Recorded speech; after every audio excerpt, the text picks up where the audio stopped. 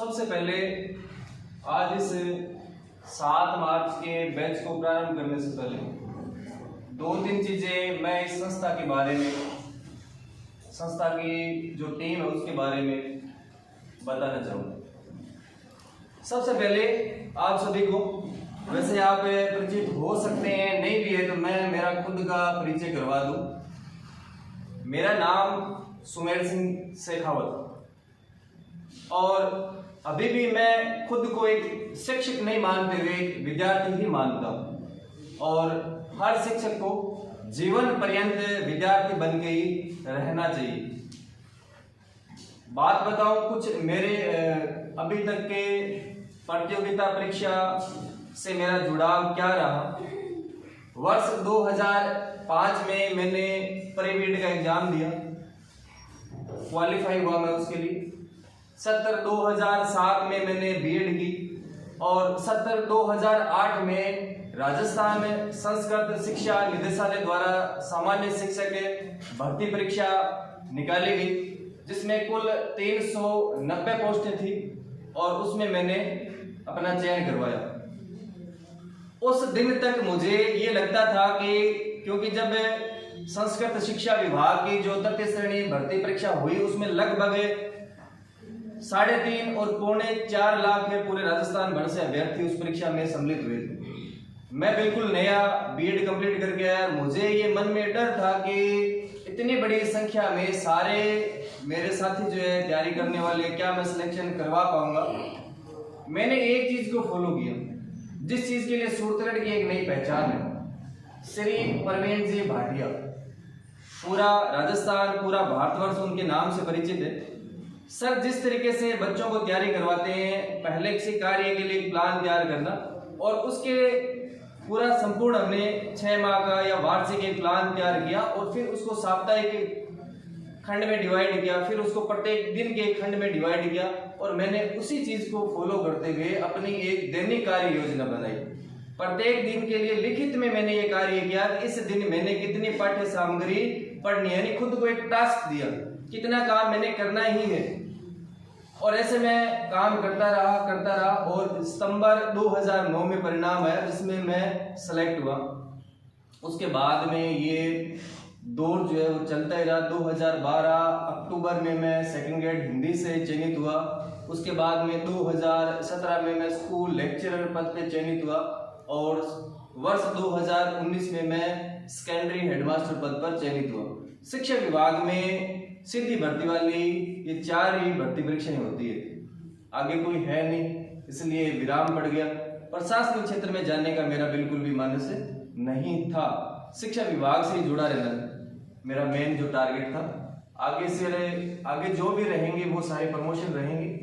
इसीलिए मेरा जो इस संस्थान से जुड़ना, विद्यार्थियों से जुड़ना, वो एक मेरी खुद की रुचि थी। बाद में मुझे लगा कि जिस रास्ते को मैं अपना कर मैंने 4 प्रतियोगिताएं परीक्षाएं पास की है, वो चीज मैं बच्चों पे अप्लाई करूं, वो चीज उन्हें बताऊं। पिछला स्कूल व्याख्याता का जो बैच रहा, लगभग पूरे राजस्थान भर से जो है 80 विद्यार्थियों का चयन हुआ। सिर्फ 600 सीटों में 40/70 के कक्ष में बैठने वाले 200 बच्चों में से 80 के आसपास संख्या चयनित होगी। उसका कारण क्या हो सकता है? सेल्फ स्टडी, स्वाध्याय जिसको कहेंगे। हम इस चीज पे आश्रित ना रहें कि जो भी संस्थान है वो क्या करवा रहे हैं, वो तो एक साधन हो सकते हैं, साध्य कभी नहीं हो सकते। विद्यार्थी जब तक खुद कार्य नहीं करेगा तब तक हम हमारे लक्ष्य को प्राप्त नहीं कर सकते। और मैं ये चाहता हूँ यही चीज आप में विकसित हो, आप अपनी क्षमताओं को समझें। आप कंपटीशन से, प्रतियोगिता परीक्षाओं से पिछले 2, 4, 5, 7 साल से आप जुड़े हुए।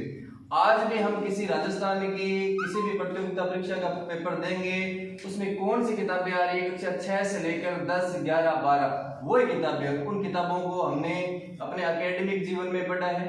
आपने बीएड की तो आपने लेसन प्लान वगैरह उनसे तैयार किए, उन्हीं चीजों से हमने पढ़ के हमारा चयन करवाना है। पुनः मैं बात आपको बोलना चाहूंगा, आप मन में यह बात लेके यहाँ विराजे कि आपका सिलेक्शन सिर्फ आपकी मेहनत से होना है, ना ये संस्थान उस चयन का श्रेय लेगा, नाम है उस चैन का श्रेय सोमलूंग। अब बताता हूं, आज से जो बैच प्रारंभ हो रहा है जिसको बोलते हैं हमने 7 मार्च का बैच, या जिसको हम बोलेंगे रीट का सेकंड बैच, उसका स्वरूप रहेगा कैसा। रीट एग्जाम 2022 लगभग ये बात तय हो चुकी है कि ये एग्जाम जो है ना वो 23 से 25 इन 3 या 2 दिवसों के बीच में जुलाई माह में होने आपका। पहले तो ये बात इस कक्ष में बैठे हुए विद्यार्थी और YouTube के माध्यम से पूरा राजस्थान के जो विद्यार्थी देखेंगे उस बात को गौर से देखें कि रीट 2022 से 23 से लेकर 25 जुलाई के मध्य होने वाली परीक्षा, ये दिन हमें याद हो। अब आज से 7 मार्च से लेकर और यहां तक का जो सफर है वो कितने दिन गए, अगर संख्यात्मक रूप से देखूं तो आज से हम देखें तो हमारे पास में 138 दिन है और 24 घंटे। इन 24 में चाहे आप 6 घंटे काम कर लें, चाहे 24 में 14 घंटे काम कर लें, और चाहे 24 में से आप 18 घंटे काम कर लें, ये आपके हाथ में। ना मैं करवा सकता हूं, ना आपके गार्जियन आपके दबाव देके करवा सकते हैं, या ना यहाँ पढ़ाने वाला शिक्षक आपके दबाव देके कार्य करवा सकता है। अब आप देखें कि 138 दिन और 24 घंटे इसे गुना करें, ये इतने सारे घंटे आपके पास में। अब आप इनका सदुपयोग किस प्रकार से करते हैं। हम जो बैच रन करने जाएंगे, अभी एक बैच हमने 10 जनवरी से जो स्टार्ट किया था, उस बैच को पूर्णतः एक जो हमने प्लान बनाया प्रत्येक दिन का हूबहू उसी को चलते हुए हमने उसको 6 मार्च को पूरा कर लिया। यानी 55 दिवस की कार्य योजना को, जिसको हम फर्स्ट बैच कहते हैं, वो बैच हमने कंप्लीट कर लिए। आगे के 138 दिन रहेंगे, उसके लिए क्या कार्य योजना होगी। वापस 55 दिन की एक कार्य योजना, फिर वापस 55 दिवस, फिर अंत के 28 दिन। इन 55 दिन में जो कार्य योजना रहनी है, जो आपकी चलेगी 7 मार्च से और 1 मई तक, क्या स्वरूप रहेगा। पुराने जो विद्यार्थी हैं, पूर्व में जो इस बैच में थे, उनको इस बात का पूर्णतः पता है। नए वाले विद्यार्थी उनको मैं बताना चाहूंगा, वापस उसी पूरे 55 दिवसीय कार्य योजना, इसको कह सकते हैं संपूर्ण प्लान कह सकते हैं, या एक वार्षिक योजना कह सकते हैं। 55 दिन की 55 दिन को हमने 32 छोटे यूनिट प्लान में डिवाइड किए। यानी सप्ताह में 4 आपके जो पेपर रहने हैं, सप्ताह में आपके 4 जो पेपर रहने हैं, वो उसके लिए एक पहले से सिलेबस निर्धारित है। उसी में से वो टेस्ट होंगे। सारे के सारे प्रश्न आपके जो रहते हैं वो वस्तुनिष्ठ प्रकार के रहेंगे। आप इसके लिए ओमार शीट पे भी अभ्यास कर सकते हैं। एग्जाम में मूल समस्या जो रहती है, आजकल की हम ऑनलाइन सिस्टम में देखते हैं कि ठीक है, अगर कोई बच्चा ऑफलाइन नहीं ज्वाइन कर पाता है तो उसके लिए विकल्प है कि वो ऑफलाइन में आए, या ऑफलाइन वाला ऑफलाइन नहीं आ सकता तो वो ऑनलाइन ज्वाइन करे। पर सबसे बेहतर अगर मैं कुछ मानता हूँ तो वो मानता हूँ ऑफलाइन क्लासेज जो है ओमार पे प्रैक्टिस करें। आपकी जो गलतियां हैं, सामान्यतः गलतियां ये रहती है कि मैं ऑप्शन पेपर में सही टिक करके ओमार में गलत भर देता हूँ, या मैं 2 के उत्तर दर्ज कर देता हूँ। बार बार आप अभ्यास करेंगे तो आप इन कमियों को दूर कर लेंगे। सप्ताह में आपके 4 यूनिट टेस्ट रहेंगे। जैसे 2 सप्ताह का हम कार्य पूरा कर लेंगे, फिर जितना पाठ्यक्रम हमने कंप्लीट किया है उसका एक बड़ा पेपर हूबहू जैसे माध्यमिक शिक्षा बोर्ड 2022 नीट भर्ती परीक्षा में पेपर लेने जा रहे हैं, उसी प्रकार का पेपर होगा। मुख्य चीज यही आ रही है कि बार बार आप अभ्यास करेंगे तो जो आपकी छोटी मोटी कमी है वो दूर हो जाएगी। एक टारगेट देके ही हम सिलेबस को पूरा कर सकते हैं, अन्यथा हम पूरा नहीं कर पाएंगे। अगला 55 दिन का जो रहेगा वो वापस 2 मई से हम इसको स्टार्ट करेंगे और लगभग जून में इसको हम कंप्लीट कर लेंगे। ठीक है। और आगे के जो 28 दिन रहने हैं, जो जुलाई में परीक्षा तिथि तक वाले, वापस उसी में हमें सिलेबस को 16 खंड में डिवाइड करके ये 16 के 16 बड़े पेपर आयोजित करवा के इस सिलेबस को पूरा कर देंगे। अब बात ये रहती है कि पढ़ने योग्य चीजें कि हम पढ़ें क्या, तो मैं आपको बताना चाहूँ कि एनसीईआरटी और आरबीएसई दोनों किताबों को हमने लेके चलना है। 6 से लेकर अगर 10 तक के देखें तो आरबीएससी प्लस एनसीईआरटी की लगभग 17 किताबें ऐसी है जो कि हमारे लिए उपयोगी है। उन 17 किताबों के लगभग 57 अध्याय जो है जो आपके सिलेबस में, और उन 57 अध्याय को अगर देखें तो उसमें लगभग 1253 पेजेस ऐसे हैं जो कि आपके पाठ्यक्रम में सम्मिलित है। ये सारा काम पूरी टीम ने बैठ के एक एक पन्ने को पाठ्यक्रम से मिलान करके और तय किया हुआ है। इसी में से आपका पेपर रहता है। कोई विद्यार्थी अगर ऑफलाइन उपस्थित नहीं हो सकता है तो वो स्वाध्याय श्रुतगढ़ नाम से एक प्ले स्टोर पे एप्लीकेशन है, आप वो ज्वाइन करके और ऑनलाइन टेस्ट से भी जुड़ सकते हैं। और सबसे बेहतर विकल्प अगर मैं बताऊं तो वो ऑफलाइन ही है। पहली बात है, अगर आप आज जुड़ रहे हैं तो आप नियमित रहें। ऐसा नहीं हो आपके मन में ये भटकाव नहीं रहना चाहिए कि 2 दिन बाद में सेकंड ग्रेड की विज्ञप्ति आई, आप ये सोच लो कि अब हम सेकंड ग्रेड में तो सीटें अधिक है और मैं सेकंड ग्रेड की तरफ चला जाऊँ। आज से तय कर लें, लेक्चरर की तैयारी करने वाले लेक्चरर की तैयारी करें, सेकंड ग्रेड की तैयारी करने वाले सेकंड ग्रेड की तैयारी करें, और जो रीट पे काम करना चाह रहे हैं वो रीट पे काम करें। एक बात को लेकर विद्यार्थियों में बड़ा संशय आ रहा है मन में कि सर सेकंड पेपर कैसा होगा, उसकी भी तैयारी स्टार्ट करवा दो। एक बार इस चीज पे आप अपना दिमाग ना दौड़ाएं। वर्तमान में जो चीज हमारे बिल्कुल सामने है, सरकारी मिशनरी ने जिस चीज के बारे में कहा है कि रीट पेपर 2022 उसका स्वरूप कैसा है, हमने उसी पे काम करना है। सेकंड पेपर को लेके कोई चिंतित ना हो। फिर बात रहती है ये पेपर क्वालिफाई रहेगा या इसके परसेंटेज जुड़ेंगे, अभी हम कुछ ही नहीं कह सकते इसके बारे में। इसलिए एक ही टारगेट रखें कि इसमें हमारा स्कोर जो है अधिक से अधिक कितना हो पाता है। किन चीज़ों को हम ज़्यादा ध्यान दें। देखो, जिनकी भी लैंग्वेज सेकंड है वो हमेशा ये मैं मानता हूँ कि वो खंड कहीं ना कहीं कमज़ोर हमारा रहता है, तो भाषा आपकी जो सेकंड है उस पर आप थोड़ा ज़्यादा ध्यान दें। शिक्षण विधियों को लेके आप चिंतित ना रहें, प्रैक्टिकली क्वेश्चन उसमें आते हैं जो कि हम सामान्यतः सही कर लेंगे। शिक्षा मनोविज्ञान खंड अपने आप में अपना बड़ा रोल अदा करता है। नियमित शेड्यूल में उसके टेस्ट भी रहेंगे और नियमित आप उसको अकॉर्डिंग टू शेड्यूल पढ़ते रहें। फिर भी आपको किसी में समस्या ले तो वर्तमान समय में YouTube या Google बहुत अच्छा माध्यम है। आप उनसे भी, अगर आपका टॉपिक आप पढ़ रहे हो, बुद्धि पढ़ रहे हैं, व्यक्तित्व पढ़ रहे हैं, कुछ भी पढ़ रहे हैं, आपको वो समझ में नहीं आए तो वहाँ से भी आप उन लेसन को देख कर अपनी तैयारी को बेहतर बना सकते हैं। बाकी आपके मन में कोई संशय हो, आप कुछ पूछना चाहिए तो आप बता सकते हैं मुझे, मैं यहीं खड़ा होकर उनके जवाब आपको दूंगा। कोई भी विद्यार्थी कुछ पूछना चाह रहे, किसी के मन में कोई संशय हो, कोई भी विद्यार्थी, एक भी विद्यार्थी मन में कोई क्वेश्चन नहीं है, ऐसा तो हो नहीं सकता। जिज्ञासा तो बहुत होगी,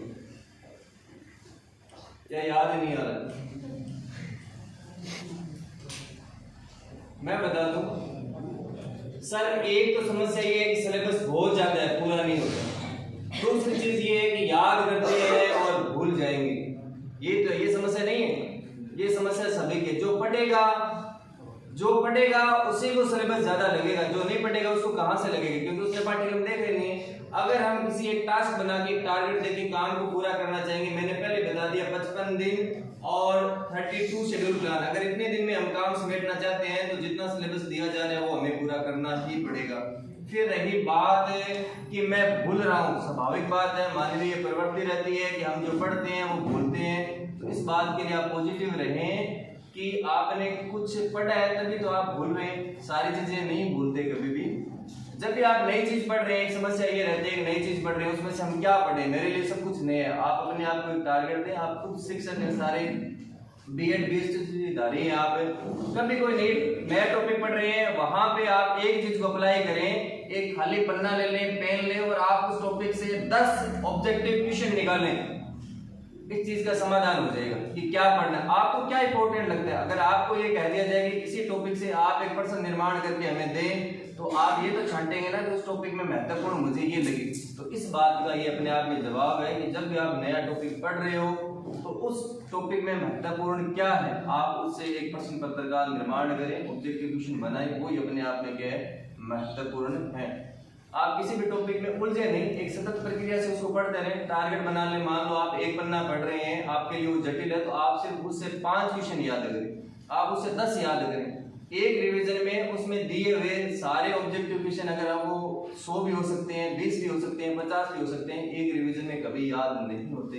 अगर प्रत्येक दिन के शेड्यूल में हमारे पास में 60 पेज पाठ्य सामग्री है और प्रत्येक से हम एक क्वेश्चन भी याद करके चलते हैं तो हमें 60 क्वेश्चन याद होते हैं, और एक तो नहीं कम से कम 10 तो याद करेंगे, तो एक रिवीजन में 600 क्वेश्चन आपको, यानी वीक में 4 दिन है, एक दिन में 600 क्वेश्चन आपको मिल रहे रहेंगे नियमित। मेन चीज मेरी यही है, कोई भी संस्थान से जुड़े आप, चाहे यहाँ से जुड़े स्वाध्याय से या अन्य से जुड़े, सारे संस्थान अपने आप में बेहतर कार्य करवा रहे हैं, परंतु उसका एक ही रीजन है कि अगर आप नियमित हैं तो कार्य आपका बेहतर है, फिर सिलेक्शन हो पाएगा। आप ये सोचेंगे सारा कुछ टीम करवा दे तो ये बड़ा ही जटिल कार्य है। तो आपको पुनः मैं रिपीट कर दूं, जुलाई में हमारा जो पेपर होना है उसको लेके हमारे पास में 138 दिन है। अभी जो हम 7 मार्च को कार्य रन करेंगे उसको 1 मई पर पूरा कर लेंगे। ये 55 दिन की कार्य योजना है। इस 55 दिन में 32 आपके यूनिट टेस्ट रहेंगे और 3 आपके बड़े टेस्ट रहेंगे। फिर वापस हम इस कार्य को 2 मई से स्टार्ट करेंगे। वापस 55 दिन में वो स्वरूप रहेगा कि 32 आपके छोटे पेपर, छोटे नाम में छोटे हैं परंतु उनमें प्रश्नों की संख्या 60 से 70 रहती है और सारे के सारे प्रश्न जो है वो आपके वस्तुनिष्ठ प्रकार के रहते हैं।